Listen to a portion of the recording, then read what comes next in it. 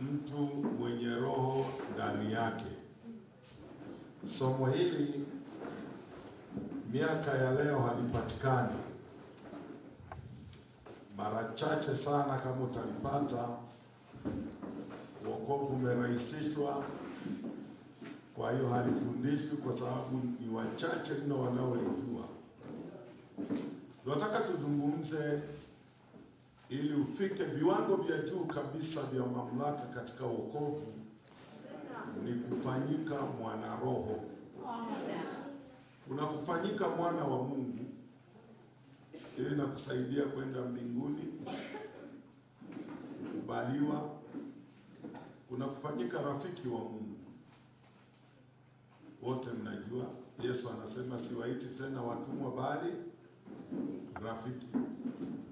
Unakufanyika mrithi wa Mungu. Unakufanyika wakili wa Mungu. Unakufanyika mtumishi wa Mungu. Hapa nazungumza kufanyika mwana roho wa Mungu. Yesu hapo hatumchukulii kama mwana. Katika eneo hili hatujifunzi Yesu kama mwana wa Mungu, wala hatujifunzi Yesu kama mtumishi. Tunajifunza habari za Yesu kama roho. Yesu alikuja kama roho. Kitabu kile cha Wakorintho wa kwanza sura 15, Yesu alikuwa roho kabla hajaja. Roho ile ilikuja ikaingia ndani ya mwili wa Mariamu, ikavaa mwili, akawa mtu. Na baada ya kumaliza kazi, alirudia hali yake ya roho, akabakia mwana roho. Kitabu kile cha Wakorintho wa kwanza sura 15 mstari wa 45, tuanzie hapo. Yesu ni roho. Korintho wa kwanza 15:5. Ndivyo ilivyoandikwa, mtu wa kwanza Adamu akawa nafsi iliyo hai. Adamu wa mwisho ni roho yenye kuishi. Mwaminifu na wa haki, ninasimama nifundishe neno lako, naomba liatamie. Zungumza na kila mmoja Yesu na rahisi wapate kuelewa. Anza pamoja nasi, maliza pamoja nasi. Jiinulie wana roho wapya mahali hapa. Wakamilishe watu wako katika nafasi ya mamlaka yako, wao wawakilishi. Ni asante kwa sababu umesikia na umejibu. Katika jina la Yesu nimeomba, amina. Amen. Yesu anazungumzwa hapa. Tuna Adamu wa kwanza wa mwilini, na sisi tukazaliwa tukawa wa mwilini. Adamu wa pili ni roho yenye kuhuisha. Adamu wa kwanza anatoka katika nchi, katika mavumbi. Adamu wa pili anatoka mbinguni, katika mavumbi. Kwa hiyo ni vizuri kujua kwamba kiwango cha juu kabisa cha Yesu alikuwa mwana roho. Kama mwana roho alifanya mambo mengi. Kama mwana roho walijaribu kushindana naye, walishindwa. Na sasa Yesu ametufanya sisi kuwa wana roho. Jambo la kwanza kabisa baada ya mtu kuokoka, si kumfanya kuwa mwombaji. Lazima afanye kuwa mwana roho. Lazima swala la kujazwa Roho Mtakatifu kwa Yesu ni la lazima, ili kumfanana Yesu, ili kuwa na mamlaka yake, ili kuwa na roho wake. Unapokosa Roho Mtakatifu unakosa uungu ndani yako. Kwa hiyo jambo la kwanza katika agano la kale, ili mtu awe mwakilishi wa Mungu, ilikuwa lazima apokee roho. Na katika agano jipya Yesu mwenyewe alisisitiza. Imeandikwa kwenye Matendo sura ile ya kwanza mstari wa kwanza mpaka wa 5. Andika unayeandika tutasoma Matendo sura ya kwanza mstari wa 4 na wa 5. Yesu anasema watu wasiende popote, bali waingie ahadi ya Baba, ambaye aliwaahidi ya kwamba watabatizwa kwa Roho Mtakatifu na kwa moto. Moto huu ni moto wa Roho Mtakatifu.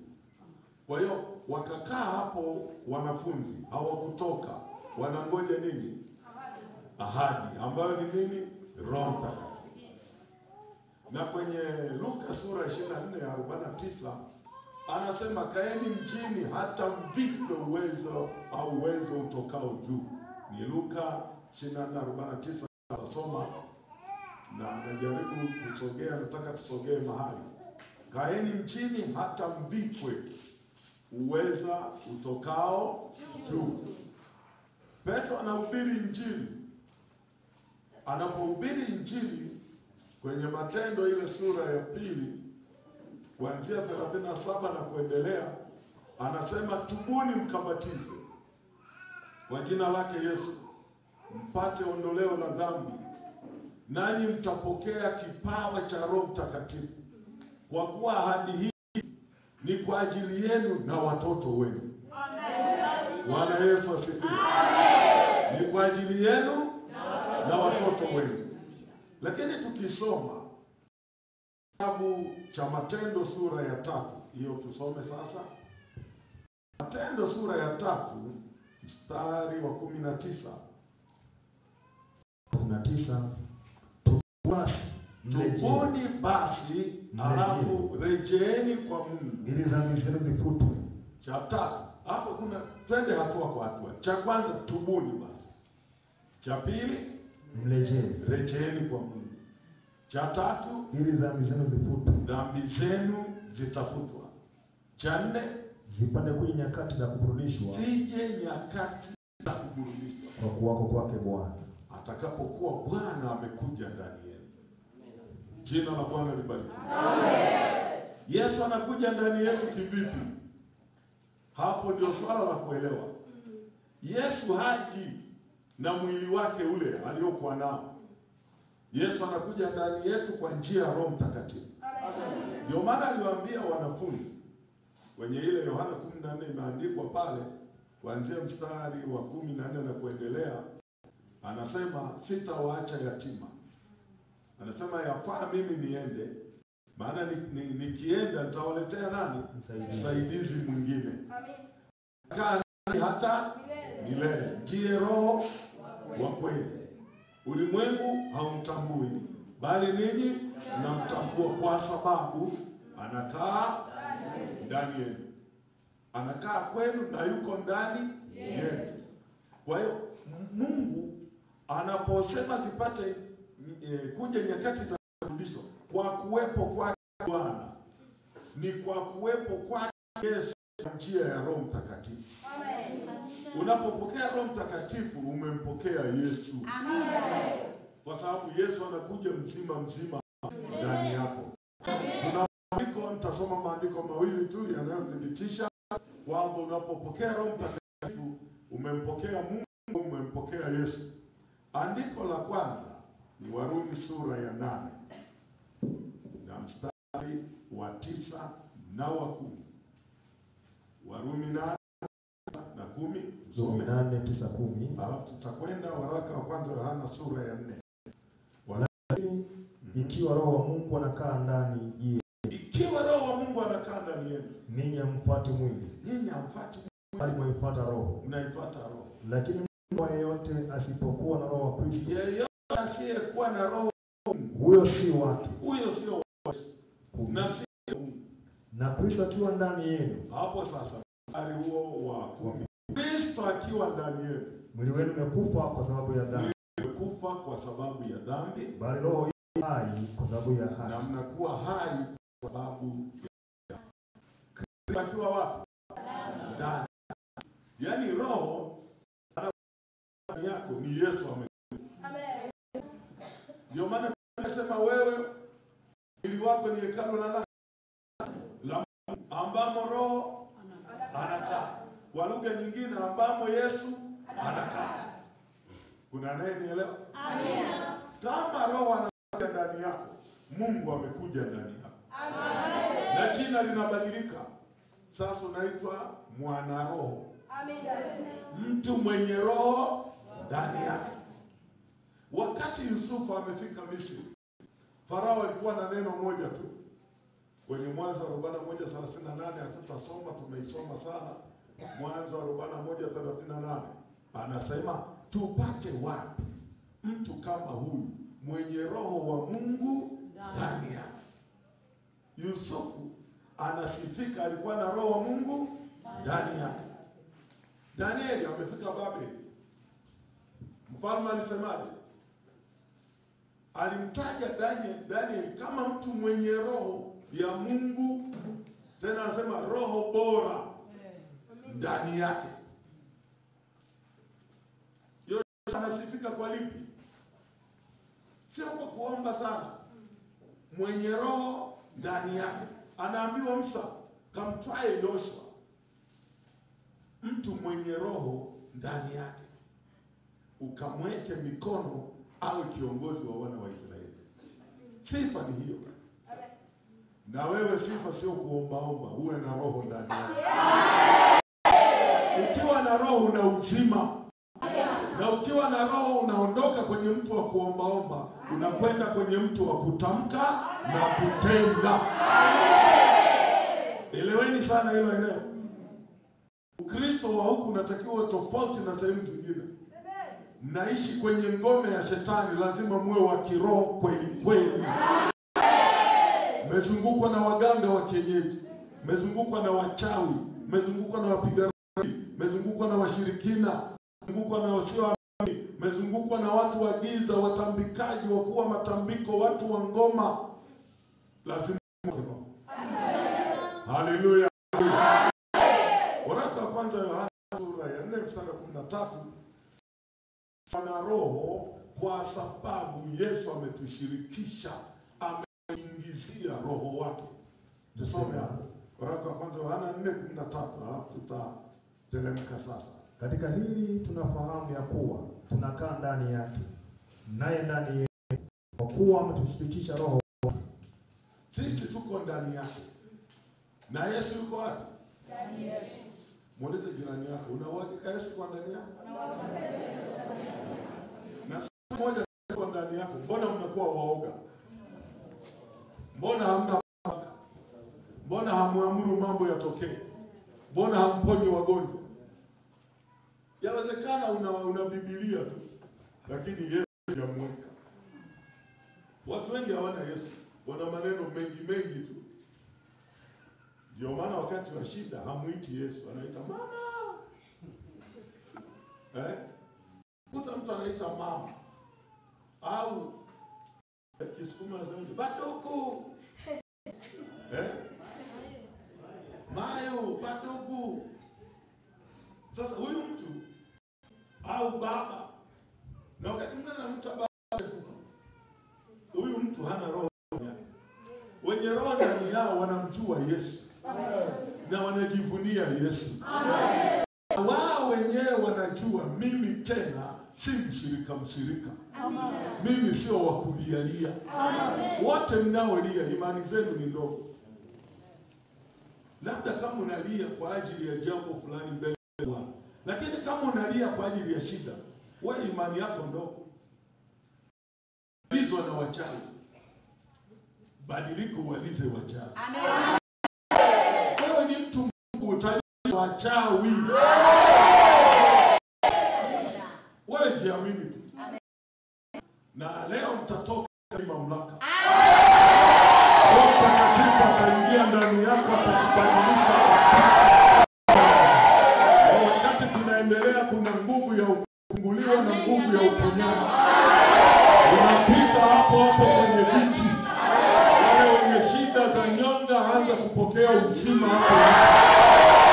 Una shida ya kichwa, una shida ya shingo, una shida ya vichomi, una shida ya tatizo lolote, muamini Yesu yuko hapa atakuponya. Wewe leo nafundisha habari za mtu kuwa mwana roho. Mwambie jirani yako, hatufundishi kuwa wana maombi leo. Mnaomba sana na hakuna matokeo. Mnakesha mnaomba hakuna matokeo. Mikesha mingi, vikundi vya maombi kila jioni, hakuna matokeo. Leo geuka uwe mwana roho wewe. Wewe aliyekuomba ni nani?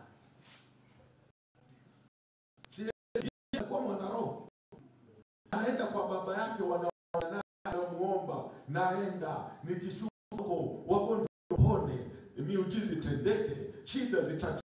Na kweli akishuka yanatendeka. Amina. Sisi hata mbele ya wagonjwa unaomba. Kuna shida hapo. Kila kitu ni kuomba. Alafu kuna watu wanasema maombi ni kila kitu. Si kweli. Pengine maombi wala hayapendi. Una mahali tunaomba. Unajua kuomba, nimewafundisha jana. Kuomba ni kumwambia Mungu. Sawa? Na kutamka ni kuachilia ili malaika watende. Ni kutamka. Uwe wa kutamka. Sehemu kubwa ya Yesu ilikuwa kutamka. Haikuwa kuomba. Mara chache sana Yesu aliomba. Moja wapo ni wakati anaenda msalabani. Aliomba sana kwenye ile bustani. Alikuwa anatafuta kutiwa nini? Nguvu. Na Mungu akaagiza malaika, nenda mtie nguvu. Biblia inasema kwenye Luka 22:43, malaika wa Bwana akaja akamtia nguvu. Akainuka kwa ujasiri. Akaenda kuifanya kazi.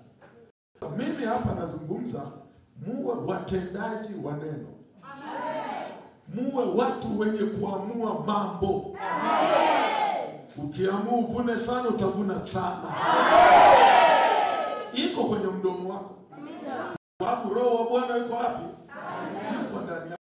Elewa, kwa sababu eneo hili ni eneo la watu wenye ufalme wa Yesu. Kwa hiyo mengi nitakayozungumza hapa huwa mnayaona. Mnaogopa sana waganga, mnaogopa sana wachawi. Na wao wanawaogopa sana ninyi. Ila wanawashangaa hamjui kutumia mamlaka mlio nayo. Ukiwa mwana roho, kwenye Yohana 3:35, mwana roho yoyote amepewa mamlaka yote na Mungu. Yaani wakifika ni Mungu amefika. Ukikataa ni Mungu amekataa. Ukitenda ni Mungu ametenda.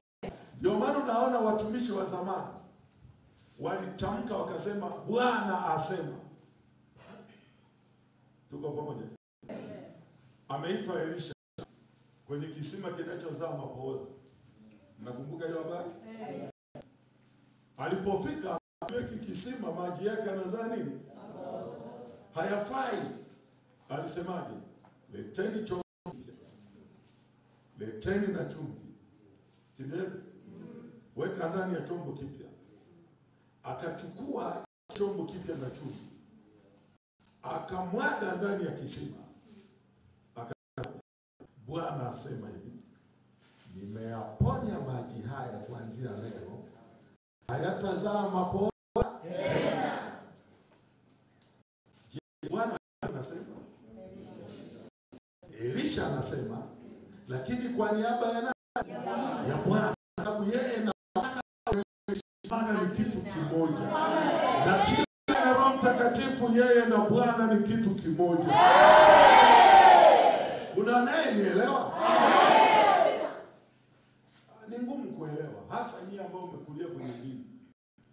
Somo hili anaweza kuelewa mpagani, mtu kutoka kwenye upagani. Somo hili anaweza kuelewa mtu kutoka kwenye uislamu. Unanielewa? Somo hili anaweza kunielewa mtu ambaye anatoka kwenye uganga.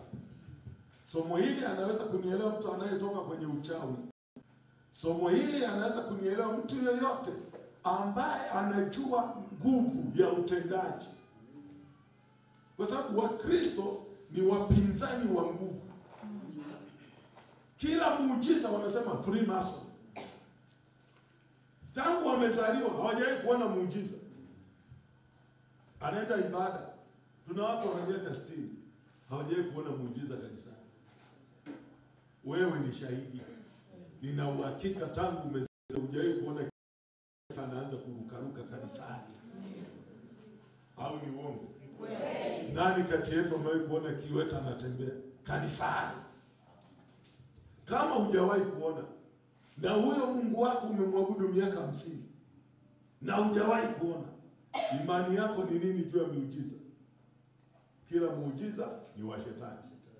Ndio imani yako. Kumbe miujiza ni ya nani? Ndio maana mnatukuza sana Freemason. Freemason ni nini? Yuko Yesu. Moto ulao. Yuko Yesu Bwana wa miujiza. Yuko Yesu anayeweza yote. Yuko Yesu Bwana uzima. Yuko Yesu anayebadilisha mambo. Yuko Yesu anayeinua viwete. Yuko Yesu anayeponya vipofu. Yuko Yesu anayeponya shida. Yuko Yesu anayeponya wenye kansa. Yuko Yesu. Lakini hamumwamini. Utasikia yule ni Freemason. Na safari watawaita sana Freemason, lakini tunasonga mbele.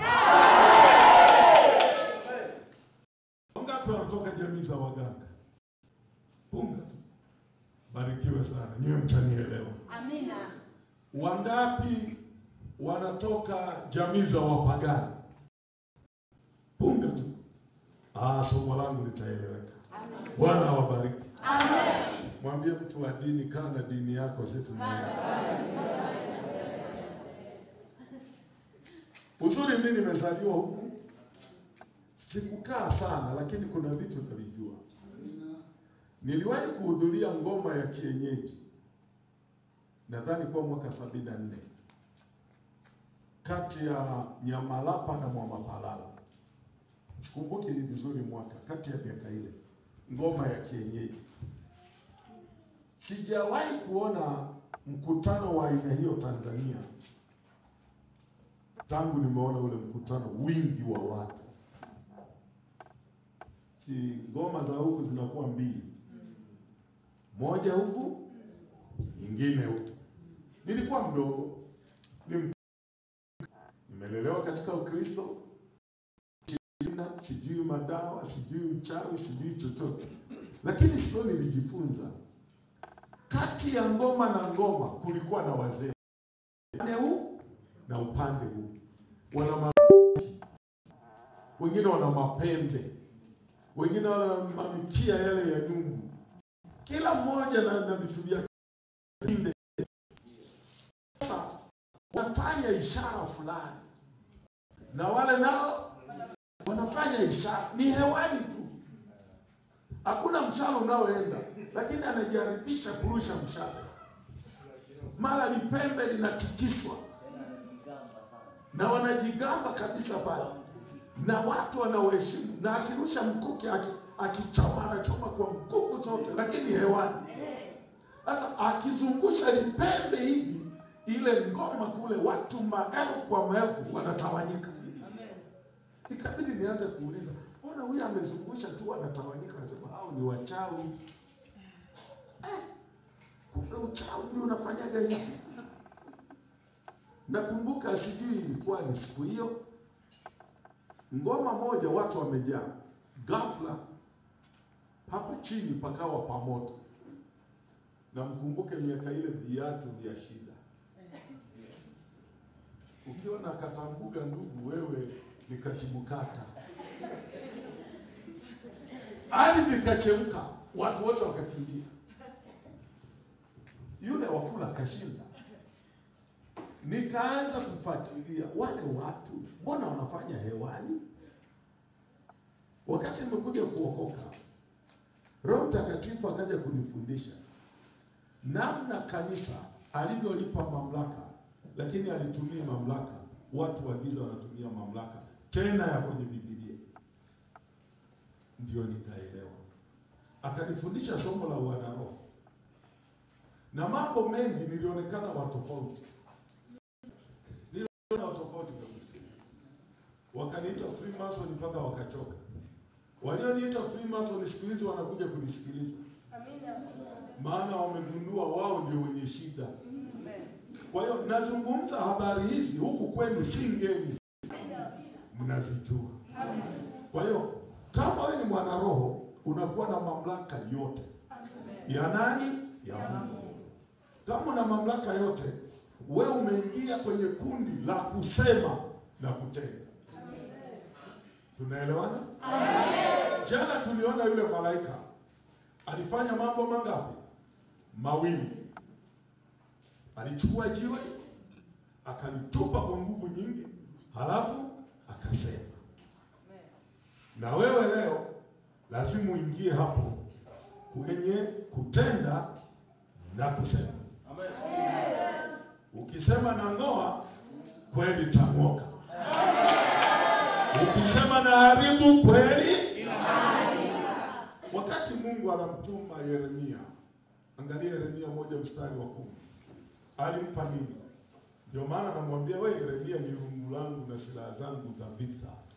Kwa wewe nitavunja vunja, kwa wewe nitaponda ponda. Yeremia 1:10. Yeremia 1:10. Angalia, nimekuweka leo juu ya mataifa na juu ya falme. Nimekuweka leo juu ya mataifa na juu ya falme. Ili kung'oa, ili ukang'oe, na kubomoa, na ukabomoe, na kuharibu, na ukaharibu, na kuangamiza, na uangamize. Ili kujenga, ili pia wewe huyo ujenge na upande. Amen. Nionyeshe hapo kifungu kinachosema nimekuweka ili uombe. Kwenye mstari kipo? Hakipo. Yeremia alikuja na mamlaka. Na wewe leo unayachukua mamlaka. Sasa wana roho, una mambo mengi. Mwambie jirani yako tuna mambo mengi. Lakini haya mambo hayafanywi na waliokoka. Kwa sababu hawasomi Biblia, hawaamini Biblia, na hawajiamini, hawajitambui. Waganga wanayatumia kuwaharibu walokole, wakati walokole walitakiwa wayatumie. Kwa mfano, mwana roho yoyote miguu yake ina mamlaka. Mwana roho yoyote miguu yako hiyo ina nini? Mamlaka. Yesu alisemaje? Mji wowote watakao wakaribisha, tangazeni amani yenu hapa. Wakiwakataa, kumteni mavumbi ya nini? Sio ya nguo zenu, ya miguu. Alafu mseme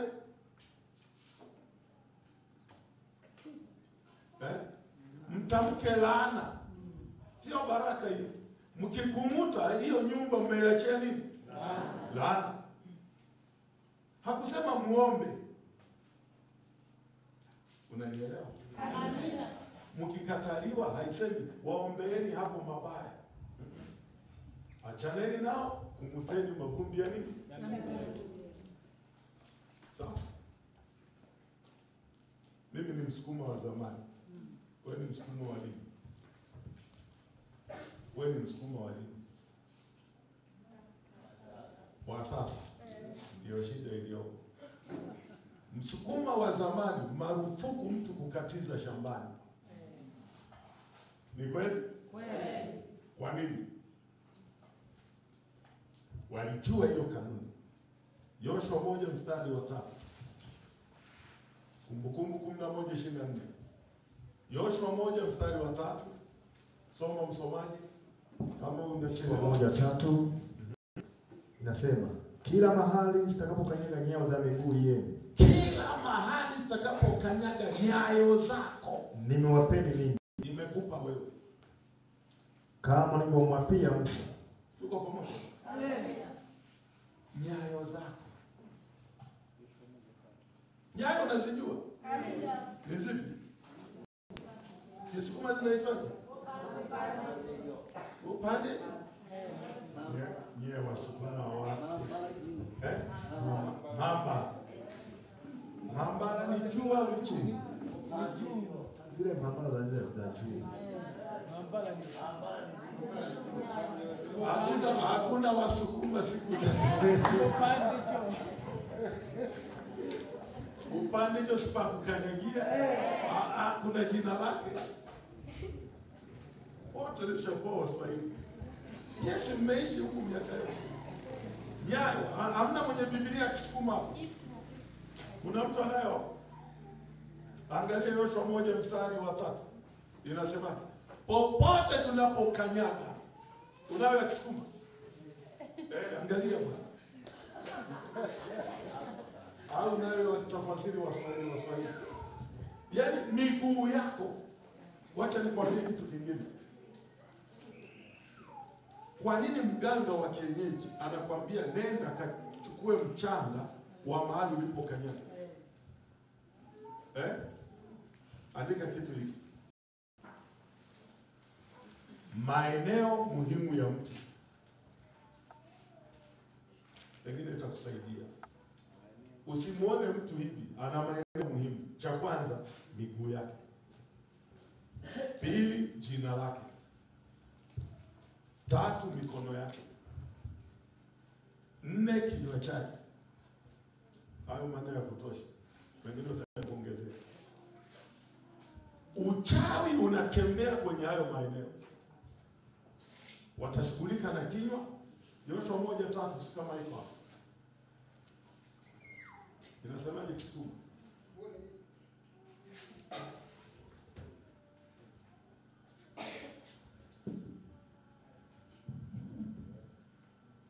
Yoshua 1:3. Bora ipande hose. Jila panda mulio mambala jamakulu kakwe. Imerudi Mpambala. Kumbe ndio msukuma sisi. Malizia. Unasemaje? Kila kwa Kisukuma, hebu rudia. Kila bole 1:3. 1:3 inasema bora ipande hose jila panda mulio mambala jamakulu kakwe. Kila mahali zitakapokanyaga nyayo za miguu yako. Ipande yenelo na winha bimwe kitumo na nakela Musa. Eneo hilo nimewapa ninyi kama nilivyomwapia Musa. Kwa hiyo unapokanyaga kwa miguu yako ni pale. Amen. Sawa? Amen. Ndio maana tunasema kuna maombi ya kutembea kwa miguu. Lengo lake ni nini? Ni kupamiliki. Wamishonari wanapokuja huwa wanatembea kwa miguu ili kumtangaza Mungu wao. Kuanzia sasa hili eneo ni la kwetu, Mungu wetu atawale. Na dini nyingine ikija ni hivyo hivyo, wanatembea kwa nini? Kwa sababu umiliki, miguu ina hati ya kumiliki. Sawa? Amen. Swali langu rahisi. Umenunua shamba. Umegawiwa shamba. Lini ulikanyaga kulimiliki? Hamjasikia. Hujawahi kupewa shamba? Hujanunua? Ulilimiliki? Wa maandishi. Hiyo ni kiserikali. Alafu kiroho kwenda kuomba na kulima. Wewe sio mwana roho. Shamba linamilikiwa kwa miguu. Hata Ibrahimu hakupewa ile nchi, mpaka aliambiwa nenda kaikanyage kwa marefu na mapana yake, maana hiyo nchi itakupa. Hujanielewa? Wapelelezi wawili walitumwa nchi gani na Musa? Walikokutana na Rahabu.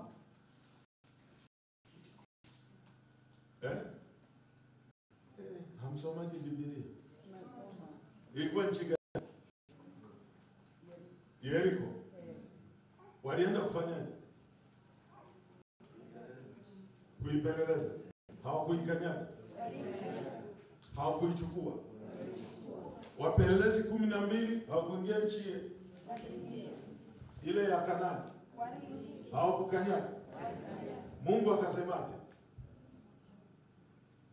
Hawa wote waliosema hatuwezi hawataingia. Lakini Yoshua na Kalebu wataingia nchi walioikanyaga. Miguu yako mali. Amina. Nenda kamiliki shamba lako kwa miguu yako. Miliki njia kwa miguu yako. Miliki kila kilu kikanyaga wewe, tamka tu kuanzia leo imeandikwa kila nitakapokanyaga pamekuwa pana. Amen. Ila msilete uhuni. Usiende kumiliki mashamba ya watu kwamba lazima huyu aniuzie. Elewa ukifanya hivyo lazima atakuuzia. Hiki ninachokuambia sio kitu kidogo. Ukifanya hivyo atakuuzia. Sasa usiwe mtu wa kunyang'anya mashamba ya watu. Sheria ya mashamba kwa asili hairuhusiwi kupita katikati ya shamba kwa sababu hiyo. Usije, sio kwamba utapita unaiba. Usije ukapita ukalimiliki. Si kwa Wasukuma, si kwa Wenyiramba, si kwa Wairaki, si kwa nani, kabila zote haziruhusu. Nguvu ya miguu wewe unaitumiaje? Mlokole mshamba anaenda mpaka anakanyagishwa kaburini. Eti unaaguliwa. Wewe umekanyaga kaburini, si umekwisha sasa? Kwa nini mganga anasema leta mchanga wa unyayo tukutengeneze? Ukipeleka kwisha. Na wengi mlipeleka. Wengine mlipelekwa mkiwa kachangu, unakanyagishwa, mchangu unaenda. Yaani wewe unaishi bila miguu. Unayo ya kutembelea lakini ya kumiliki huna. Unanielewa? Amen. Sasa tunaingia kwa watu wenye mamlaka, lazima miguu yetu itende kazi. Kitu kingine katika wanaroho ni swala la nyayo zako. Hizo nyayo, kuna mguu na nyayo ni vitu viwili tofauti. Nyayo zako zina nguvu kupita unavyofikiri. Wakati wana wa Israeli wanataka kuvuka mto Yordani, agizo la Mungu lilisemaje? Makuhani watachukua sanduku la agano, halafu watalibeba mabegani kwa miti yake. Nyayo zao zitakapogusa maji, maji yatakauka. Kama andiko la kwanza ukuelewa, elewa hili. Kwa nyayo zako unaweza kaamuru mambo. Amen. Unaweza kutangaza amani. Amen. Kwa nini utangaze amani? Kwa sababu hujui una kitu cha thamani. Una cha thamani lakini hujui. Mmekaa kuomba na kuimba pamoja. Watu wanamiliki, mpaka wanakumiliki na wewe. Maana kama mganga amezunguka, amekumiliki. Tayari uko ndani ya himaya yake. Kwani kwenye mkutano wa kijiji nani anaheshimika kati ya mchungaji na mganga? Si mganga wa kienyeji? Kwa nini?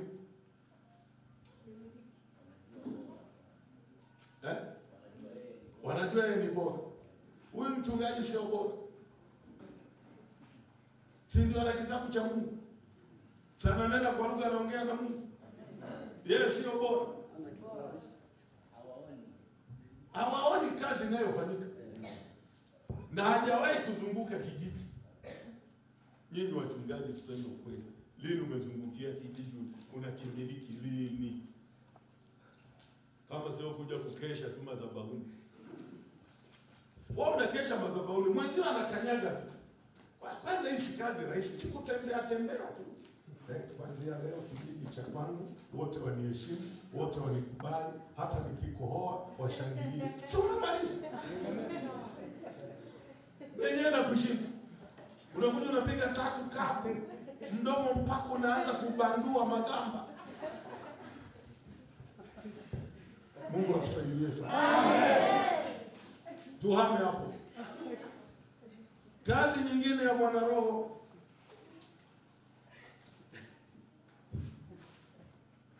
ni kutumia mikono yake. Mikono yako ina nguvu. Ina nguvu ya kubariki. Ina nguvu ya kutenda. Biblia inasema tuweke mikono juu ya nani? Mungu ni wa kwanza kuweka mikono. Kutoka sura ya 7. Mstari wa 4 na 5, Mungu aliweka mkono juu ya Misri akawatoa wana wa Israeli.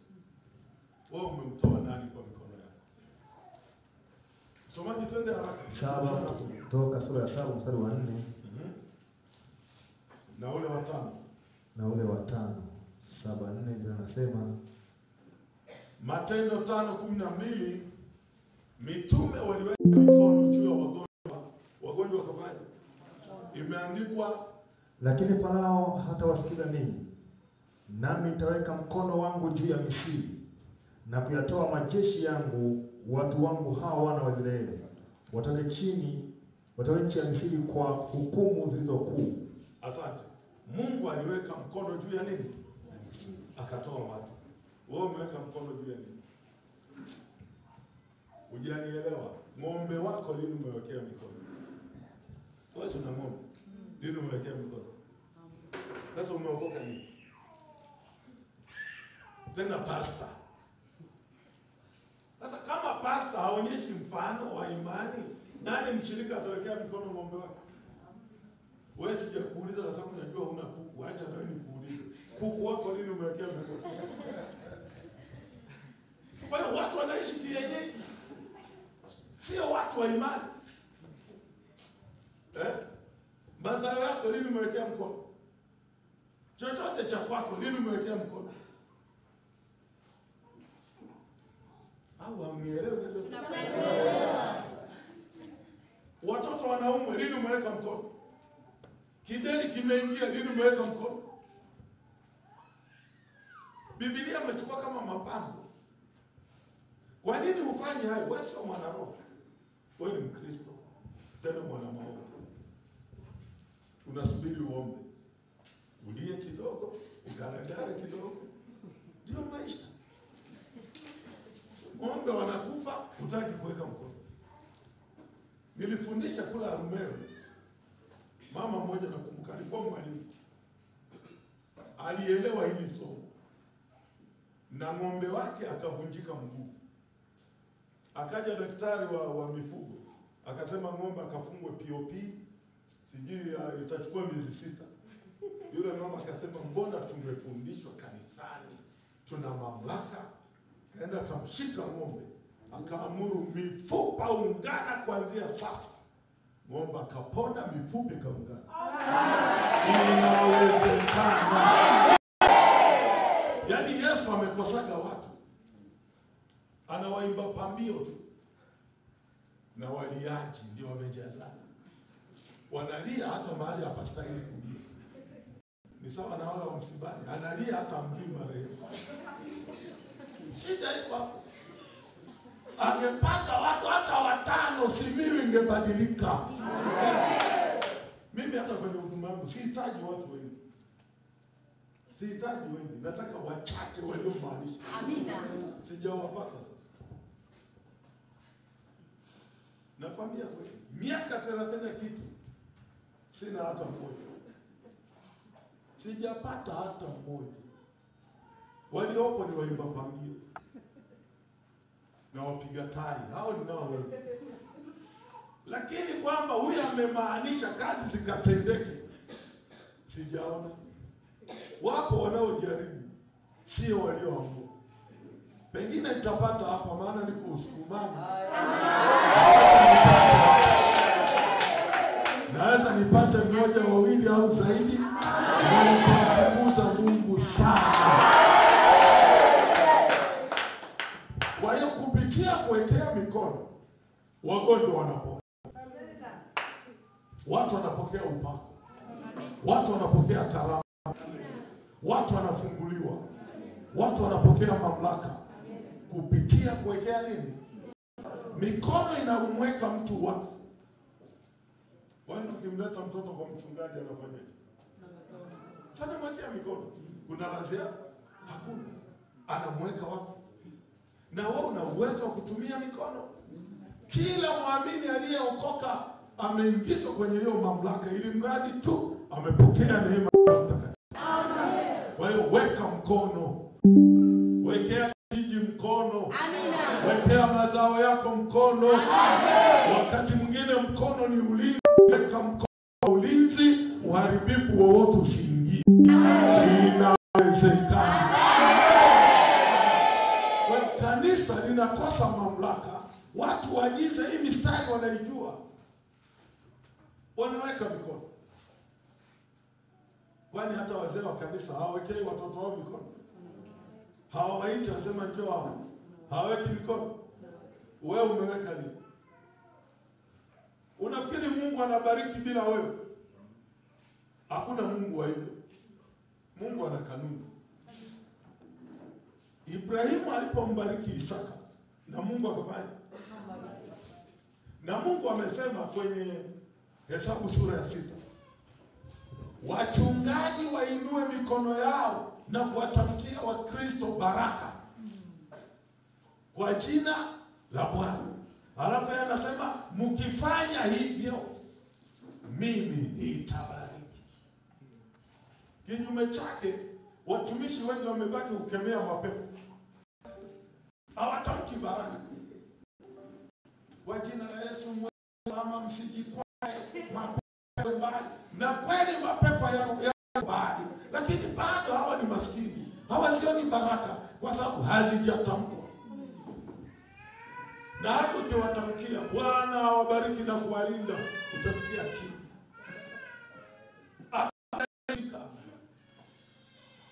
Baraka Bwana ziwe kwenu tele, utasikia na wewe siwe tele. Nani alisema mrudishe? Kwa nini usiseme amina? Kwa nini unazirudisha? Kazi yake ni kubariki, usimrudishie. Iko hivi, birika aliongezi pipa maji. Uliwahi kuona mwenye birika anaenda kumuongezea mwenye?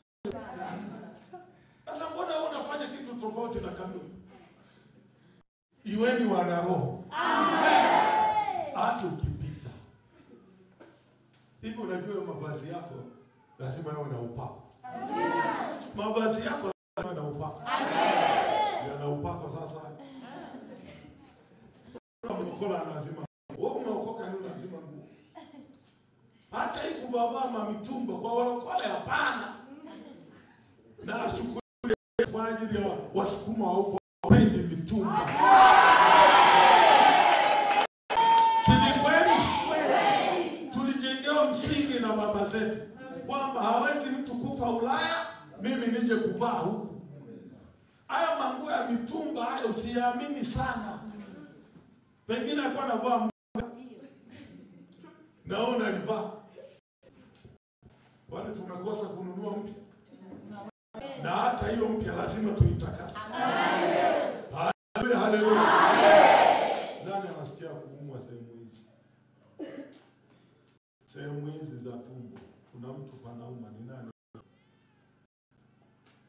Nataka kujua wewe mwenye shida hiyo. Hapa sehemu hizi. Moja, mwingine mpaka anamaliza hapa moyo umepona. Natangaza uponyaji juu yako kwa sababu Mungu ameshakuona. Kama Roho Mtakatifu amekuona, uponyaji umeshaachiliwa kwako. Mpaka tunamaliza hapa huo umepona kwa jina. Hata kama ni ugonjwa wa kichawi lazima uchomoke. Iwe ni pepo lazima lichomoke. Na kama una imani ni rahisi. Weka mkono pale, chomoa tupa kuzimvisha. Amina. Hakuna haja ya kufunika macho uombe, unaombewa nini? Wewe mwenyewe una mamlaka, ni kuchomoa tu. Sindano ya mchawi itakaa kwenye mwili wako, ni kuchomoa tupa huko. Kuna anayenielewa? Mimi sifundishe waombaji leo, nafundisha makamanda. Ambao wanaenda kufukuza mapepo kwenye vijiji vyao. Nguo zako, nilikuwa nazungumzia nguo. Nguo zako lazima zitoe uzima. Paulo amezishika tu nguo zinatoa pepo. Na wewe za kwako zitoe pepo. Utakapoweka mikono mahali, nguvu ya Mungu yatamia hapa.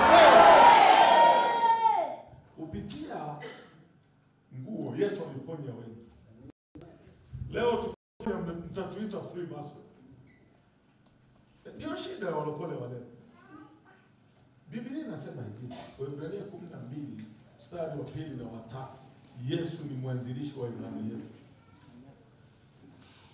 Kwa sababu watu wanaenda kusoma chuoni wanaharibika. Wanapinga hata Biblia. Yesu ndio mwanzilishi. Hatutafanya nje na alichofanya au kuagiza. Je, hakuponya watu kwa nguo zake? Ameponya.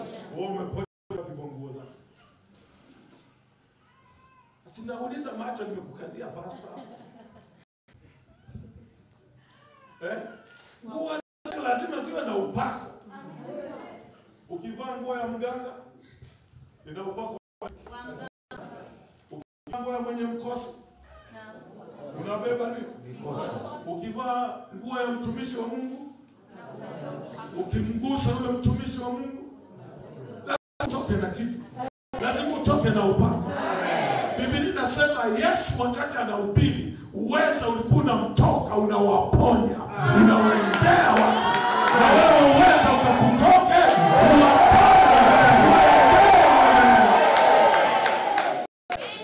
msifanye Ukristo ni dini. Ukristo ni imani. Tumemwamini Kristo aliye hai. Tumemwamini mtoa uzima, lazima tutoe uzima. Tumemwamini mponyaji, lazima tutoe uponyaji. Tumemwamini mfunguaji, lazima na sisi tuwafungue. Tumemwamini anayeharibu kazi za giza, lazima na sisi tuziharibu. Tumemwamini anayetoa majini, lazima na sisi tutoe majini.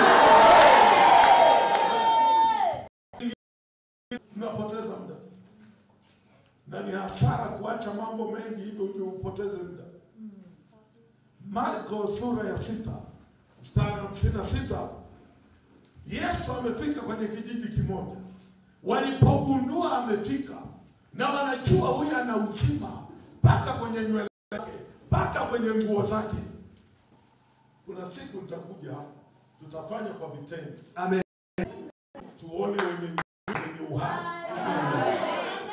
Wagonjwa watagusa nywele zako tu wapone. Amina. Sio zangu, zako. Amen. Ili tuone kama mna Mungu kweli. Amina. Sije kama mnatisha mipaka. Nywele zako lazima wapone. Kama una mume hajaokoka, una mke hajaokoka, na mnalala kitanda moja, akizigusa tu kosa, upako unamwingia. Inawezekana. Mimi na nyingi tu. Kuna wakati watumishi niliokuwa nasafiri nao, ilikuwa wanavizia nguo zangu zitafuliwa lini. Wanaambia wale wafuaji, ukifua nguo za mtumishi, ukianika, chukua na za kwangu uweke juu yako. Maana nina mkutano wa injili naenda kuhubiri. Yaani mtu ameona shida kuja kuniambia nimwombee, anaweka nguo zake juu ya nini? Na sikuwahi kujua. Nilijua siku moja baada ya kusikia. Nilikuwa naona wanavyonong'ona sana. Sasa na mambo mengi. Sasa siku moja ametoka kwenye mkutano, anamwambia sasa binti aliyekuwa amefua hizo nguo, sasa ile kitu imetoa majibu. Nikaanza kuuliza itakuwa kitu gani? Nikasogelea pale, akasema niliposimama upako uliokuwepo sio wa kawaida. Sasa kilo kifua tena ufuna za kwangu hapo za kwangu uanike. Nikajua aha, huyu ameshajua. Na alianza kuponya watu hata kwa. Alijua kuna uwezo. Sisemi mkaponya watu kwa tani. Nazungumza lazima upako uwe ndani na nje. Amen. Na nguo zako ziwe na mamlaka. Tumeshaona miguu ina nini? Mikono ina nini? Na nguo zina mamlaka. Hata ukikumuta mambo yanatokea. Sasa watu ndio maana ukipishana na mganga inabidi umpishe njia. Maana unaogopa. Mara nyingi nimekaa na watu watumishi wa giza safarini kwenye mabasi. Kuna mahali unashangaa tu anaingia, alafu ndio hapo mzee akikaa, ninachofanya ni kitu kimoja. Tupimane nguvu na huyu mtu. na achilia moto waanze kumchoma. Hatufiki mbali, ameshaomba atoke pale. Nini moto unamchoma? Tuna moto ndugu. Tuliyemwamini ni moto ulao. Tunamtangaza moto ulao. Unalamba matatizo yote, unalamba magonjwa, unalamba kansa, unalamba kila kitu. Tusome hilo. Wakaenda vijijini wakaleta wagonjwa. Marko 6:56. Na kila alikokwenda akiingia vijiji au mjini au mashambani, wakaweka wagonjwa sokoni, wakamsihi waguse ngaa pinda mavazi lake, na wote waliogusa wakapona. Wote waliogusa mavazi walifanya wakapona.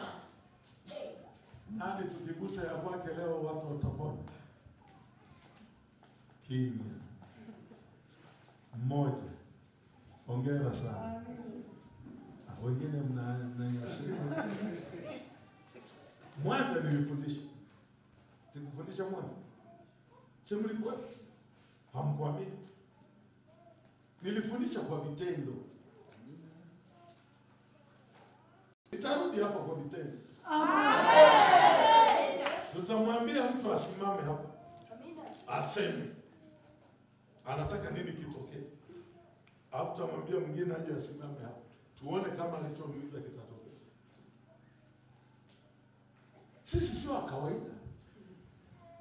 Tatizo dini imekaa mpaka kwenye maini ya kiroho. Mliokuwepo Pentecoste Singida, wagonjwa ni wengi. Sina uwezo kuweka mkono kila mgonjwa. Nilifanyaje? Nikachora mstari. Alafu nikasemaje? Kila atakayevuka hapa apokee uponyaji. Sio tu. Kwani tuliomba? Kila atakayevuka awe mzima. Kila aliyevuka hakupona. Paka yule ametoka kifafa. Na mguu umepindana. Hawezi kutembea. Hakukimbia. Na kurukaruka. Sasa wewe hata hiyo kujifunza kwamba tuna mamlaka. Paka tunazeeka, hatuna wahemba. Natamani niwe na wanafunzi wa kiroho. Hamwezi kuisaidia jamii kama hamfanyi mambo ya Mungu. Zitendeni kazi za Mungu. Watu wana shida, watu wagonjwa. Nani anawasaidia? Wakija unaanza kulia. Alafu nauliza Mungu, nifanyaje sasa huyu? Ufanyaje nini? Simponye. Kwani kuponye si rahisi tu? Si kusema pokea uponyaji, funguka, uwe mzima na kuweka huru. Kuanzia leo nimeondoa magonjwa. Hiyo inakushinda? Ila mnataka mfumbe macho, muinue mikono, piga na magoti. Alafu naanza Mungu unatubu, mimi ni mwenye dhambi. Utapona saa ngapi? Tubu peke yako huko. Ukija kanisani ni kuachilia uzima. Amen. Wakristo wakiingia wakute uzima, mchungaji anatoa uzima, mtumishi anatoa uzima, mhubiri anatoa uzima, kiongozi wa maombi anatoa uzima, kiongozi wa sifa na kuabudu anatoa uzima, na kwaya inatoa uzima. Kila anayesimama anatoa uzima. Amina. Tutalipata hilo kanisa Simiyu. Amina. Kwa nani? Yupi? Ukiamua unaweza. Hata wewe ukiamua unaweza. Bali kuna wengine hapa hamwezi, waoga. Haya mambo yanahitaji mtu jasiri. Amina. Jasiri. Na wakati mwingine wahoji wasiopona. Kwamba kwa nini ninyi hamponi? Njoo hapa tuongee. Mimi nafanyaga hivi. Na mhoji mtu na miezi mitatu na wewe, kwa nini hujapona? Eleza shida zako. Tatizo ni nini? Na unakuta na matatizo. Wengine kanisani huko na kwa waganga huko. Mungu wetu anaponya. Sasa umejaza wagonjwa unawapeleka. Wakati mwingine wewe mwenyewe alafu unakaza uponyaji wewe mwenyewe unaumwa. Nani atakuja kupona? Nani atakuja? Wamekuona unatoka hospitali na panado zako na mafurushi ya vidonge, alafu naita wagonjwa. Nani atakuja? Nani atakuja? Wanasema kama wewe Mungu ameshindwa kukuponya, sisi tutaponaje? Tunataka badiliko. Hasa nyinyi vijana, mtangazeni Yesu. Tunaye Yesu mtoa uzima. Jina la Bwana libarikiwe. Kwa hiyo mtu aliyeokoka sio wa kawaida. Hata makelele yako, yaani unaamua tu kupiga kelele kiroho na mambo yanaharibika. Angalia Hesabu 10 mstari wa 9. Inasema Hesabu 10. Acha zile mnapigaga kelele mkikosa upako ndio msema tunaenda kupiga kelele. Lazima itoke ndani. Lazima iwe na mwambatano wa imani. Hesabu 10:9. Tena hapo mtakapokwenda kupiga vita katika nchi yenu. Tunapigana vita hata kwa kelele. Kupigana na adui. Kupigana na adui. Aoneaye ninyi. Anayetuonea. Ndipo mtakapopiga sauti ya kugudusha. Mnapiga sauti ya kugutusha. Unajua kugutusha? Kushitua. Mtapiga sauti za nguvu za kushitua. Kwa tarumbeta. Alafu nanyi mtakumbukwa mbele za Bwana Mungu. Bwana atawakumbuka sauti hizo. Nanyi mtaokolewa na adui zenu. Alafu Bwana atawaokoa. Amina. Makelele tu. Amina. Yeriko ilianguka na nini? Makelele. Makelele. Miguu na makelele. Amina. Iko Yoshua 6:20. Hatutasoma nika Yoshua 6:20. Yeriko ilianguka kwa kelele.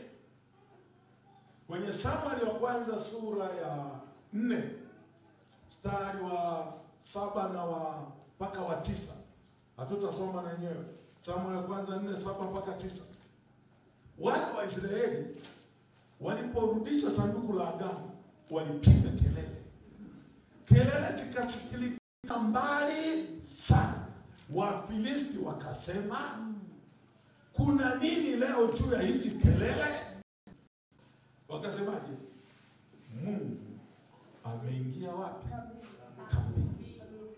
Alafu akasemaje? Ole wetu wa Filisti. Huyu Mungu wa watu amekuja, tumekwisha. Fanyeni kiume tukashindana nao. Makelele. Muulize jirani yako, unapiga kelele za nini? Mwambie za kushangilia Simba au Yanga imeshinda. Hizo ndio mnazo. Hizi ni za kiroho, kelele. Sehemu moja nilienda nikafanya huduma mwaka 98. Kanisa kubwa kuliko ilikajaa watu 98. Miaka kadhaa iliyofuata akaja mganga wa kienyeji jirani. Alifukuza watu wote. Mchungaji mpya aliyehamishiwa pale akasikia habari kwamba kuna mtumishi alikuja, akanialika, nikaenda. Hakuniambia shida ni nini, na hakuniambia kanisa kwamba ananialika. Aliniambia kanisa anafanya semina, mwalimu ni mimi mwenyewe. Ila mimi ameniambia usimwambie mtu. Nikapala. Siku ya kwanza sikuwepo, ya pili nikakaa pale mbele. Akatangaza mwishoni, akasema tuna mgeni, acha tusalimie. Nikasalimia, tukatoka. Kesho yake tumeenda semina sasa. Akasema kweli mimi nilitangaza kazi nitafundisha. Lakini amekuja huyu mtumishi acha yeye afundishe. Kanisa lote likapiga makofi. Sijui ameni. Nikafundisha siku ya kwanza. Ya pili. Siku ya tatu, kuamkia hiyo siku ya tatu usiku, Mungu akaniambia wote wamefukuzwa na mganga. Sasa nenda warudishe. Na utawarudisha kwa njia hii. Mtapiga kelele za nguvu sana. Kelele za watu, kelele za vyombo na mshindo wa miguu. Alafu hizo kelele na kishindo kitamwendea mganga. Na mganga atahama, akihama watu watarejea. Jioni katika kipindi cha nikafundisha kwa kifupi, nikamwambia tunaenda kupiga kelele. Na mshindo wa mguu. Mshindo wa mguu si cheza. Tukapiga kelele, tukapiga mshindo wa mguu. Ile tunamaliza, tunatoka, watu wanauliza waliokuwa wanatokea mjini kuja. Wanasema kumekuwa na nini kanisani? Tumesikia tetemeko mpaka kule nchi na tetemeka. Kulikuwa na nini?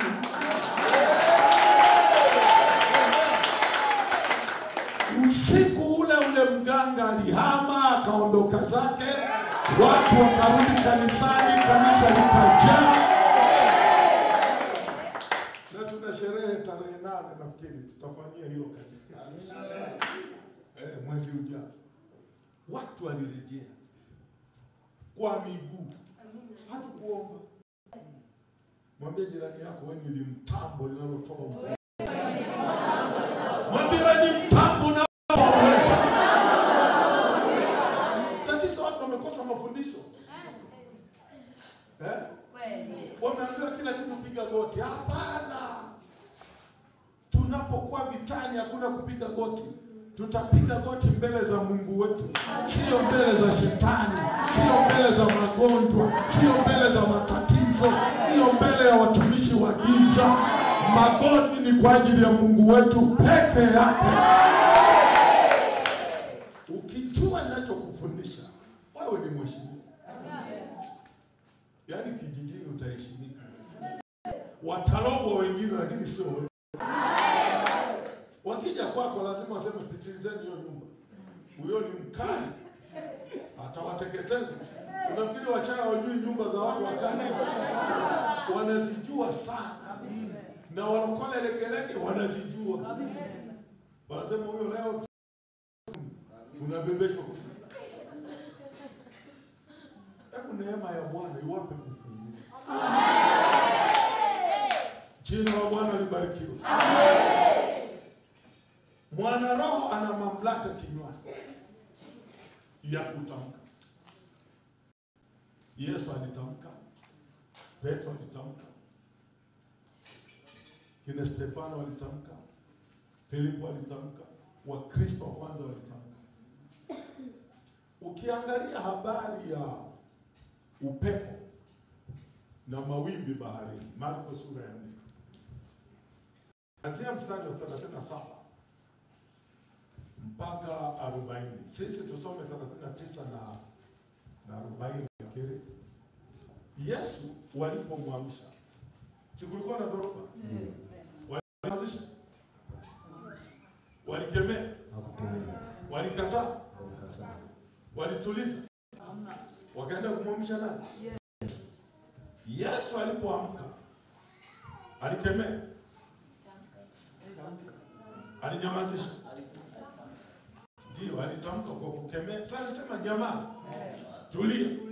Haikunyamaza. Haikutulia. Kwa nini wale walishinda? Soma 39 anze hapo. Marko 4:39. Akaamka. Akaukemea upepo. Akaukemea upepo. Akaiambia bahari. Akaiambia bahari. Nyamaza utulie. Nyamaza na utulie. Upepo ukakoma. Upepo ukakoma. Kukawa shwari kuu. Kukawa shwari kuu. Alafu akawaambia, woga mmekuwa waoga? Mbona nyinyi waoga? hamna imani bado? Hamna imani? Wakaingiwa na hofu kuu. Angalia sasa. Wakasemaje? Wakaambiana. Ni nani huyu? Huyu ni nani? Basi hata upepo na bahari humtii. Ni nani huyu? Hata upepo na mtii. Sikiliza. Mwambie jirani yako ndio ushamba wa kiroho. Kuna vitu vingine ni kukosa si maarifa, si kukosa akili. Huku Usukumani, upepo wa kichawi ukitumwa, unapita wa kisurisuri. Unaambiwaje? Nyosha kakidole Kadogo. kadogo. Kwani ninachoongea sio kweli? Yaani upepo umekuja wa kisurisuri, unabeba majumba, unabeba si nini, unaambiwa nyosha kakidole kadogo, alafu elekezea upepo, alafu upepo unafanya unasambaa. Sasa tunalo jina lipitalo majina.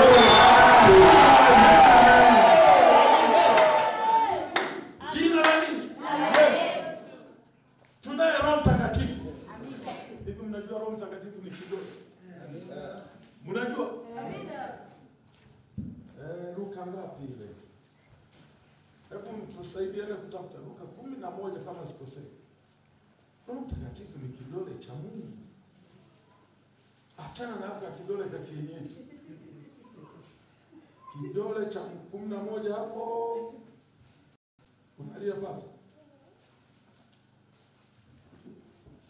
Luka 11 au uko kwenye simu?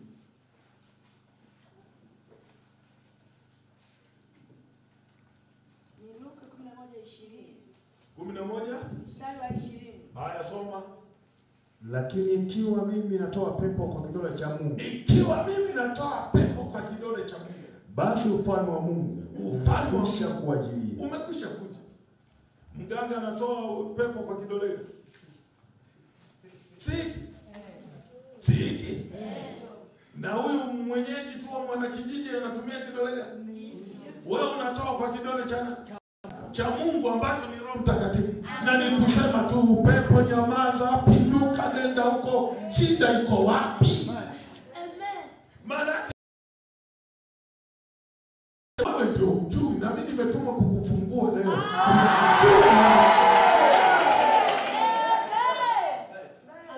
Lazima uyajue. Ka kidole tu. Na wewe Roho Mtakatifu ni kidole cha Mungu. Ukimtaja tu tayari.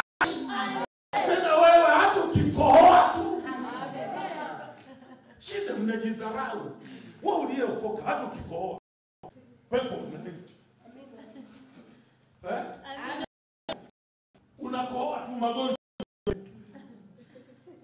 Sasa mnakuja hapo mnajifanya taratibu kabisa. Mbona nyumbani mnapiga kelele?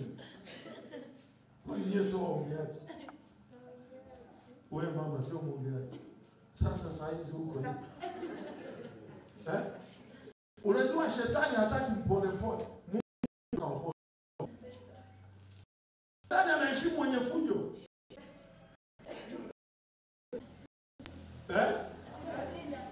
Wewe mpigie magoti atakung'oa meno. Shetani anataka wenye fujo. Hata kama una upili kwa uweza upili. Ndipo ataheshimu. Unahubiri, unabembeleza unabembeleza Injili. Na Injili ni uwezo wa Mungu uletao mabadiliko, uletao wokovu, uletao uponyaji, uletao miujiza, uletao maajabu, uletao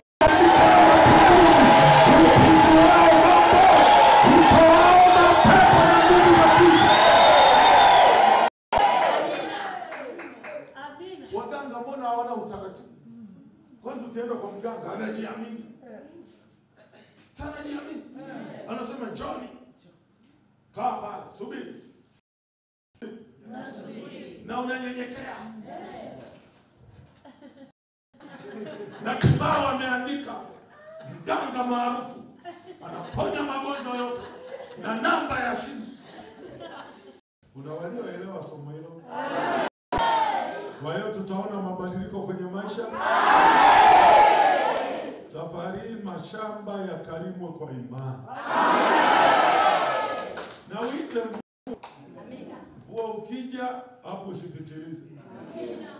mdomo wako? Kuna siku uliambiaga hivi. Sikaleo kuangalia ile. Viazi vyako wewe ndio unaamua viwe na ukubwa gani. Amina. Mahindi unaamua yazae mangapi? Moja. Amina. Kadogo. Iko kwako. Hata ukisema yabaki mabua ni wewe. Kuna mtu analima avuni kabisa. Kwa hiyo sisi ni wana roho. Amina. Umeelewa tofauti ya mwana roho na mwana maombi? Amina. Ni nini? Mwana roho anatamka. Mwana maombi anaomba. Ni vitu viwili. Nimeshasema tunayemuomba ni nani? Ni Mungu. Lakini tunapotamka malaika wanakwenda kufanya nini? Naenda kutenda. Mkifanya hivyo mtapiga hatua kubwa. Wakati wa kifo usiombe. Kataa kufa. Vunja. Haribu. Tangaza. Afi mtu hapa. Kuna anayenielewa? Amen. Ukisema uombe, lile ni roho litaendelea kukuua mpaka Mungu aagize malaika. Sasa kwa nini usilikatae? Matendo, ndoto zote unazoonyesha, ukiamka usiombe, tamka neno. Umeota unaibiwa, ukiamka kataa kuibiwa. Umeota unakufa, ukiamka umeota unapinduka au gari unapinduka, ukiamka kazi rahisi. Mwambie jirani yako, sisi maofisa hatujijui tu. Yaani wewe kazi yako kukataa. Zuri unaliamuru litimie. Umeota mihela inakuja, na sasa ukiamka hela wahi haraka, niko hapa, fanya haraka na asiwepo kuzuia, umemaliza. Yaani tuna raha basi. Lakini mtu anaonyeshwa akiamka anaanza kupiga simu. Nimeota nimetumbukia kwenye shimo.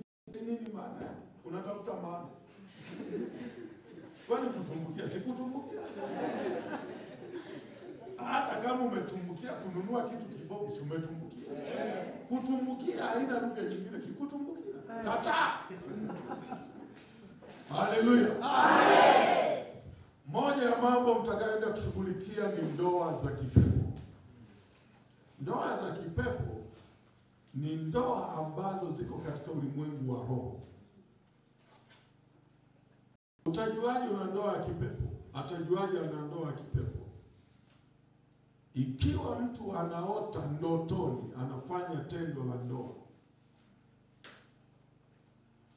Nikisema hivi sinaeleweka?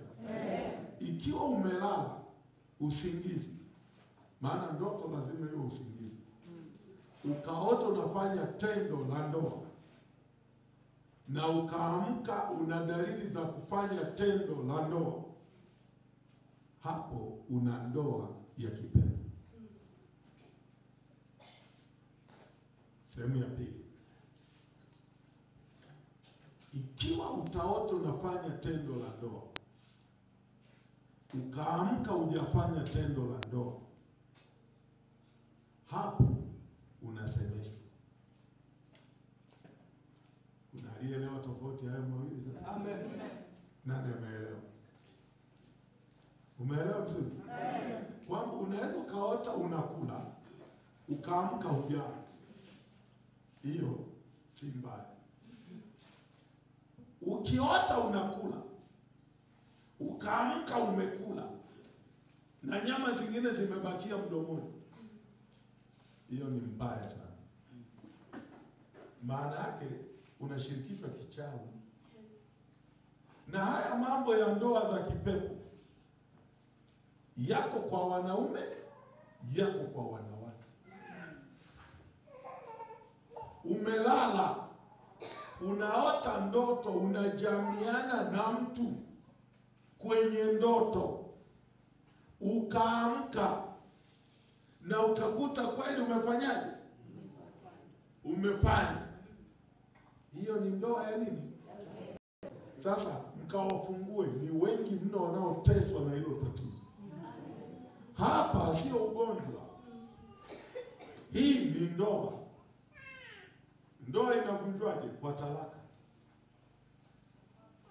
Huyu mme wa kipepo ana sababu nyingi. Moja wapo ni uonevu. Yaani pepo limempenda tu huyo binti, limempenda huyo kijana, limeamua liwe naye.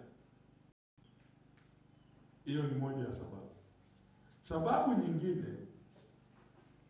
inatokana na wazazi kukufungisha ndoa. Sasa hapo pagumu. Kwa asili ya kwenu, babu ni mme wa mjukuu wa kike, au sio? Nina maana hivi, baba yako akija nyumbani, unamwambia mtoto wako wa kike, mme wako amekuja. Hiyo ni ndoa halali, imefungishwa na mzazi.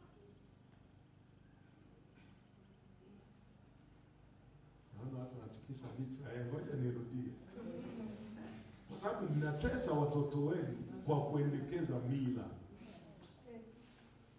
kwamba amekuja mama yangu nyumbani kwangu, nina watoto wa kiume, tuko pamoja? Alafu nawaambia, siwaambii bibi yenu amekuja, na namwambia kijana wangu wa kiume, mke wako amekuja, au nenda kwa mke wako. Nimefungisha ndoa. Kwa nini? Ndoa, hakuna ndoa inafungwa na mchungaji duniani, haipo. Narudia hapo, hakuna ndoa inayofungwa na mchungaji duniani. Ndoa zote hufungwa na mzazi. Mwenye dhamana ya kuozesha ni mzazi.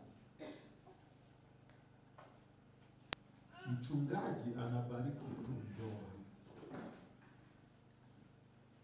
Ndio maana wakati anafungisha ndoa, huwa anauliza hivi, nani anamtoa binti?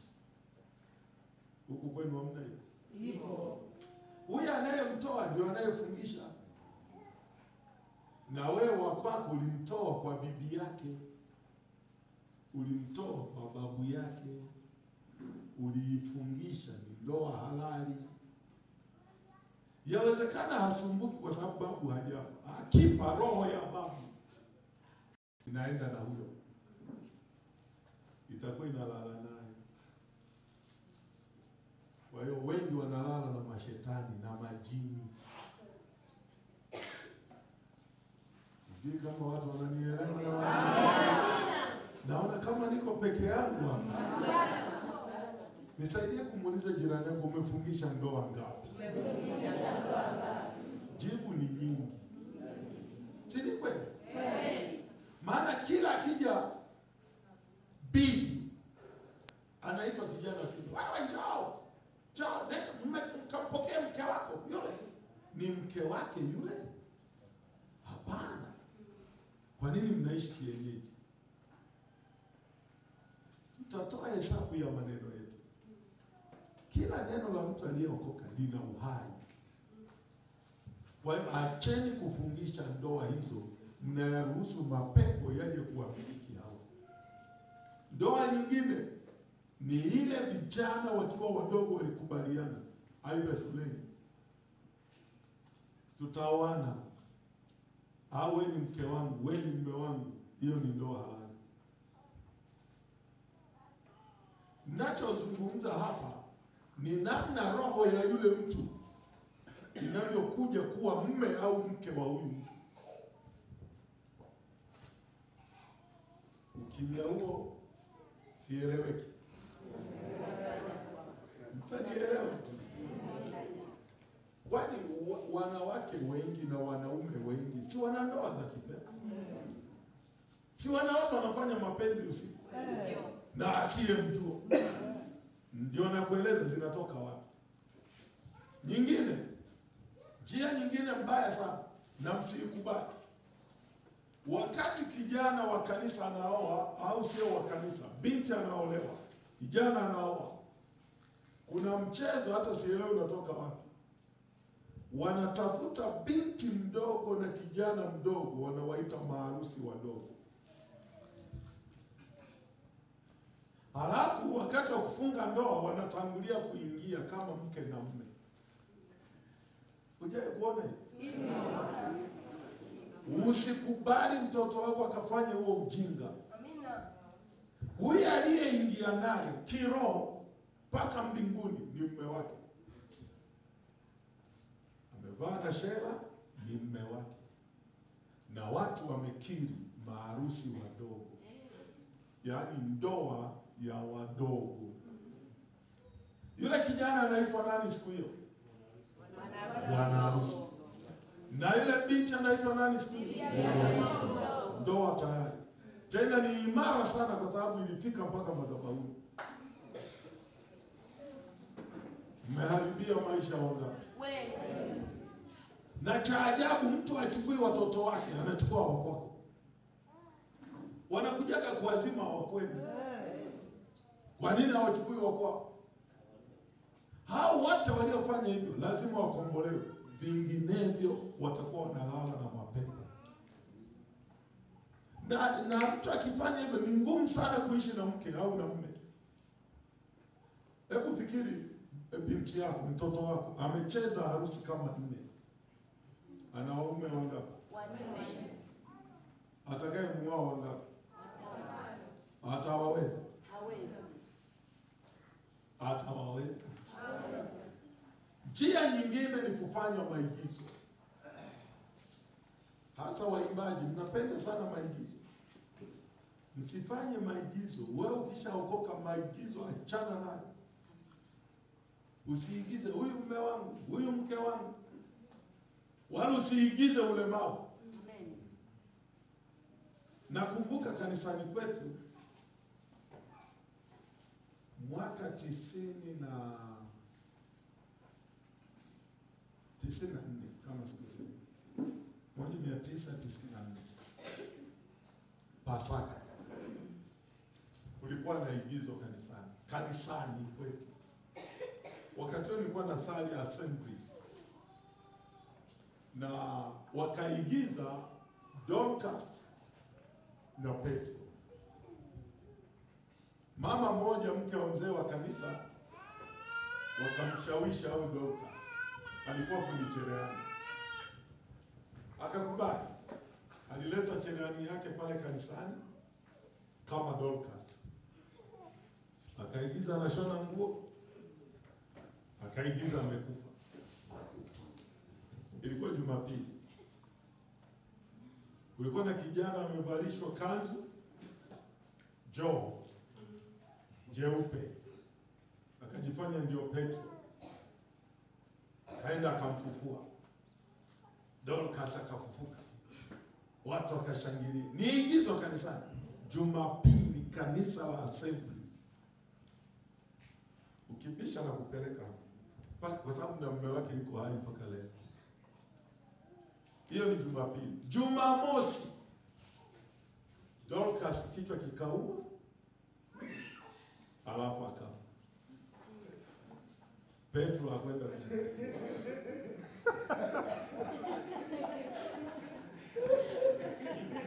sio ya kusikia kanisani kwangu. Petro aliyemfufua Jumapili hakwenda kumfufua, alipitiliza mpaka leo. Ikawa msiba. Watu wanabaki tu jamani.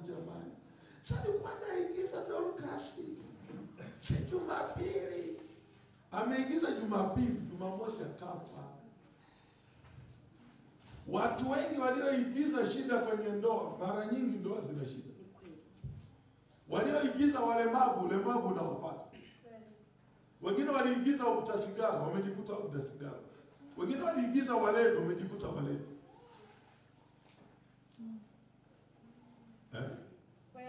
Usiigize kuachika. Utakuwa wa kuachika. Usiigize kuacha, utakuwa wa kuacha. Ukimya huo, aidha mnanisikiliza au watu wana shida, lakini shida wamezitaka. Kwa hiyo ile la kufungisha ndoa watoto wenu acheni, na bado na uwezo kwenda kuzivunja. Sasa hii roho inapata nguvu. Wengine imewaingia watu kutokana na jina alilonalo. Majina. Pepo zinafuatilia majina. Hasa ya majina, una jina la bibi, una jina la babu, una jina la shangazi, una jina la mjomba, yana shida zake. Na kwa nini mtu apewe jina la babu? Kwa nini iwe mjomba? Kwa nini iwe shangazi? Kwa nini iwe bibi? Kwa nini iwe babu? Ili uunganishwe na ukoo. Kwa wengi wana shida ya ndoa za kipepo. Hata hapa mpo. Dalili zake. Moja ya dalili ya mtu mwenye ndoa ya kipepo ni hiyo kuota anafanya tendo la ndoa ndotoni na mtu asiyemjua. Mara nyingi asiyemjua na mara chache anayemjua. Ya pili ni kuharibu mimba. Mtu anayeota hivi mara nyingi mimba zitakuwa zinaharibika. Kwa nini zinaharibika? Lile pepo halitaki azae. Ya tatu, kuvunja uchumba au posa. Mtu mwenye shida hizi hawezi kusimamisha uchumba. Anaweza kachumbiwa na akakataliwa.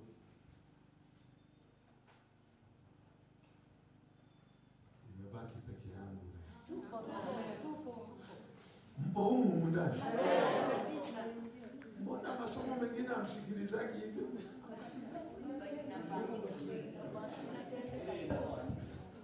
Dalili jingine, kugombana kwenye ndoa. Hakuna amani kati yake na mume. Na hapa kuna mchezo pia linaharibu mahusiano ya ndoa.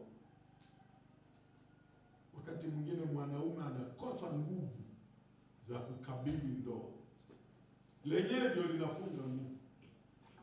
Kama liko kwa mwanamke na au hata liko kwa mwanaume. Hamu ya ndoa inaisha. Hizo ni dalili. Wengine wanakuwa na uchungu sana. Bwana Yesu atusaidie. Amen. Sasa wenye shida hizi ni wengi. Wanaharibu mimba, wanakataliwa, hawaolewi, lina tabia kuoa na kuacha. Elewa lile pepo linamiliki, kwa hiyo linakuwa na wivu, halitaki mtu mwingine. Dalili nyingine ni kulala na huyo mume wa kipepo au mke wa kipepo kwa siku maalum. Mapepo mengine yana siku maalum, sio kila siku. Unajua hapa nina ndoa ya nini? Ya kipepo. Dawa ya ndoa ni kuvunja ndoa. Hapa hamna kuombea uponyaji. Lazima mkatae huyo mume wa kipepo, mke wa kipepo. Amina. Na umwambie kuanzia leo nimekukataa na sikutaki. Amina. Na usirudi tena. Amina. Na nimekupa talaka. Amina. Kwa kinywa chako. Amina. Usipotamka wewe, hata ukiombewa litarudi. Maana ninasema mchungaji ametufukuza, lakini yeye hajatufukuza. Bado yeye ananipenda, litarudi. Sababu zingine za kuingiwa na huyo pepo wa ndoa za kipepo ni kuvaa pete. Haya mapete unaponunua, cha kwanza lazima hiyo pete usikie amani moyoni. Na cha pili uitakase. Lakini ukivaa pete ya ndoa na huna ndoa, lazima huyu pepo aje. Kuna anayenielewa? Amina. Au umefiwa na bado unavaa pete ya ndoa, lazima huyu mume aje. Narudia, ukifiwa tunatakiwa uvue pete ya ndoa. Ukiendelea nayo, maana yake unamme, pepo linapata nafasi, linaingia. Si bado nasema umeolewa, linaingia lenyewe, aidha la babu, la bibi au la kukutamani. Sababu nyingine ni kupenda kutumia marashi, hasa marashi ambayo ni chakula cha kipepo. Haya marashi yana aina nyingi. Kuna marashi kwa ajili ya harufu nzuri. Kuna marashi kwa ajili ya maiti. Kuna marashi ni chakula cha majini.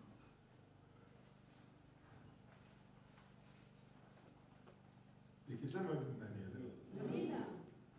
Ile harufu unaisikiaga wakati marehemu ameletwa, ni maalum kwa kujipaka au kwa ajili ya maiti? Ile ni ya maiti. Ukitaka na wewe roho za kifo ziambatane na wewe, huo unapuliza hiyo. Puliza tu hiyo, viungu vitaanza kupasuka, sufuria zinatoboka, vifaranga vinakufa, kitanda kinavunjika miguu. Sio unaileta mauti. Sasa unakuta mtu haelewi tofauti ya haya marashi. Chakula cha majini ndio anajipulizia. Majini anapenda marashi. Ukitaka majini aje nyumbani kwako, kabla hujalala puliza marashi. Puliza hivyo ya kunukia hivyo kila siku. Alafu jipake. Wiki 3 haziishi, mgeni kashakuja. Hujanielewa? Utanielewa tu, nitakuelewesha. Amina. Wacha nikukumbushe kitu. Najua watapatikana hapa. Unaweza ukawa umelala ndani nyumbani kwako, usingizi kabisa, saa 7, saa 8, saa 9 usiku, ukasikia harufu ya marashi yananukia. Kuna mtu mwahi kumtokea? Mbona mnajificha sasa? Haitokeani? Na unajiuliza nani anayepaka saa hizi? Wewe hujapaka, mme hajapaka, mtoto hajapaka, lakini unasikia marashi. Sinatokea? Ulichosikia ni jini linapita. Ni jini? Sasa likikuta na wewe na hiyo harufu imeingia na ulitoi, maana yake nimempata mwenzangu. Sawa?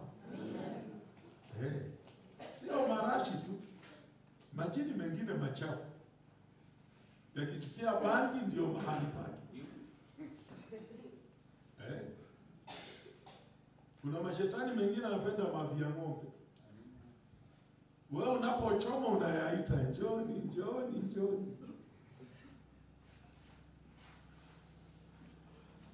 Nafikiri tumalize sasa.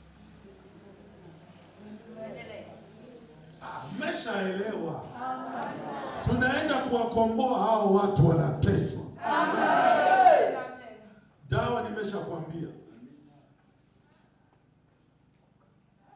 Bila hiyo huyu mtu hawezi kufunguliwa. Wengine wanakuwa na dalili za kichwa kuuma sana, liko kichwani, inauma sana lakini kwa majira.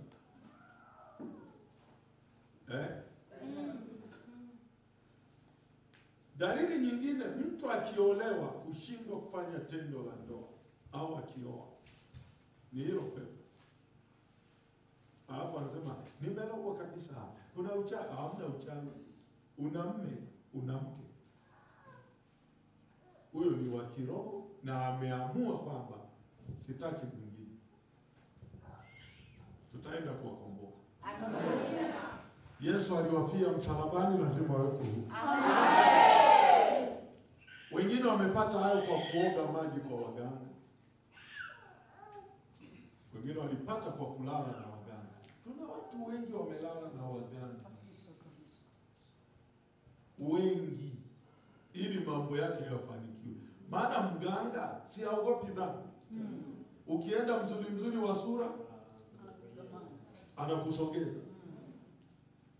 Unatoka na mapepo. Aliyeumbwa na kahaba ni mwili mmoja na nani? Umeumbwa na mchawi ni mwili mmoja. Ulilala na mganga ni mwili mmoja. Lazima hizo roho zipo. Tunahitaji tuwasaidie watu. Mabinti wanateseka. Na haya ndio wanawapaga sura mbaya. Kiona binti hasalimiwi, kama sio uchawi, kama sio ushirikina, ni hili pepo. Hivi mnajua kuna mabinti hawasalimiwi? Hakuna kumsalimia. Wakati wengine wanasumbuliwa, yeye hakuna. Kuna mabinti wanasumbuliwa mpaka wanakemea. Ingawa pia haifai binti unapigwa pisi. Tuna mamlaka, nyamazisha watu. Tangaza sitaki ujinga njiani. Lakini huyu hasalimiwi. Sio kwamba hana sura, ana sura. Sio kwamba havai vizuri, anavaa. Tena mwingine ni mcha Mungu, lakini anateseka. Bwana Yesu atusaidie. Amen. Hii watu mpaka wanafika miaka 50 hajaolewa. Wewe unafikiria? Ana miaka 60. Kesi za namna hii nimekutana nazo nyingi. Amina. Anakuambia mtumishi wa Mungu, mimi hapa nilipo ni bikira. Nina miaka 54, sijui mwanaume, nimejitunza, lakini hata wakupiga hodi hayupo. Yaani hata yule wa kusema oya.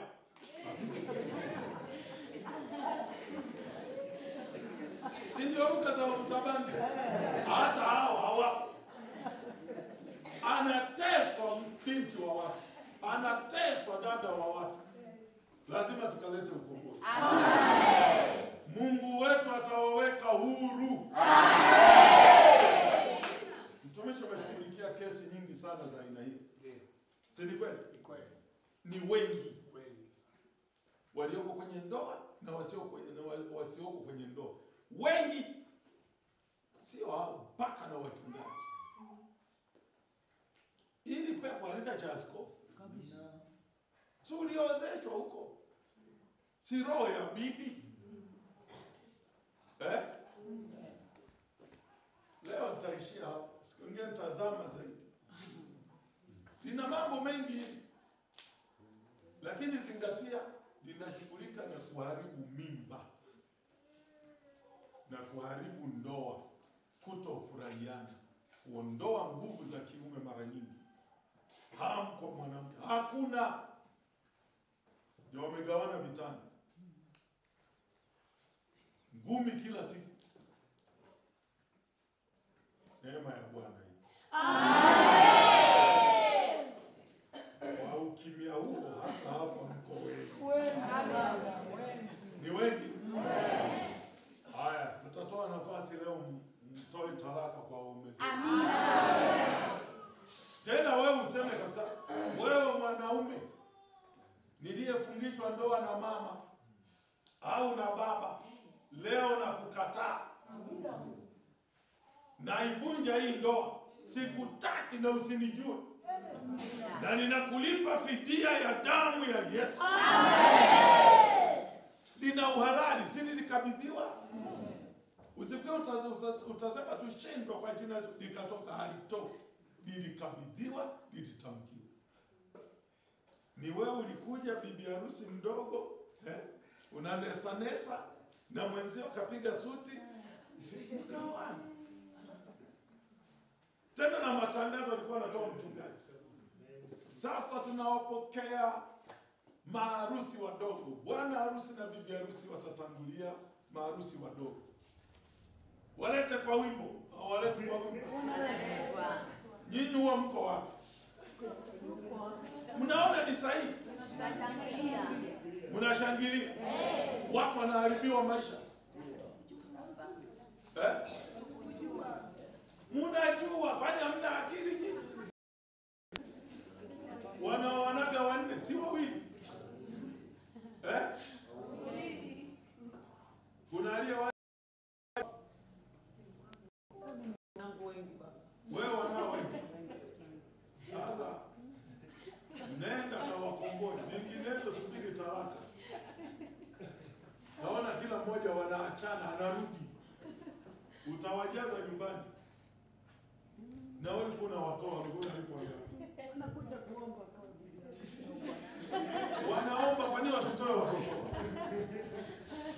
Kwa nini unakuonea wewe? Mmenielewa watu wa Mungu? Amen. Akija kukuomba, kataa mtoto wako kwenda. Amen. Tena mwambie tu kwa hekima. Ndiye, lakini mtoto wako yule fulani anapendeza kuliko wako. Achana na hiyo. Utaharibu maisha ya mtoto. Watu wengi wameharibiwa maisha na wazazi. Na hii amekuja babu, hebu fikiri, amekuja babu mganga, alafu unamsukumia, nenda kwa mume wako. Zile roho zinamwachaje huyo mtoto? Lazima zimfuate. Na ni mama amefungisha ndoa, ni baba amefungisha ndoa. Kanisani mnajifanya wa Kristo, mkitoka wapagani. Sasa ikome leo. Amen. Hakuna ndoa kwa mtoto, hata sheria inakataa. Unafungishaje ndoa? Kakipapo unalalamika. Kana miaka 3. Unakawezesha kwa libabu lizima lina mvi. Ndevu hata uso haujulikani vizuri. Eti nenda kwa mume wako, kimbia. Mwambie jirani yako, ulikuwa ujinga wa zamani leo umesha. Haleluya.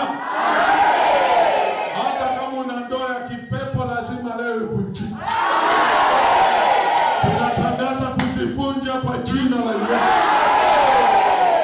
Simama hapo uliposema, Bwana Yesu, asante kwa siku ya leo. Asante kusema na mimi. Ninapokwenda kupumzika, uwe pamoja na mimi. Endelea kunipa mamlaka.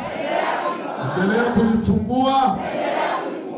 Endelea kuniandaa kwa ajili ya ufalme wako. Unaweza kumshukuru Bwana. Karibu kiongozi.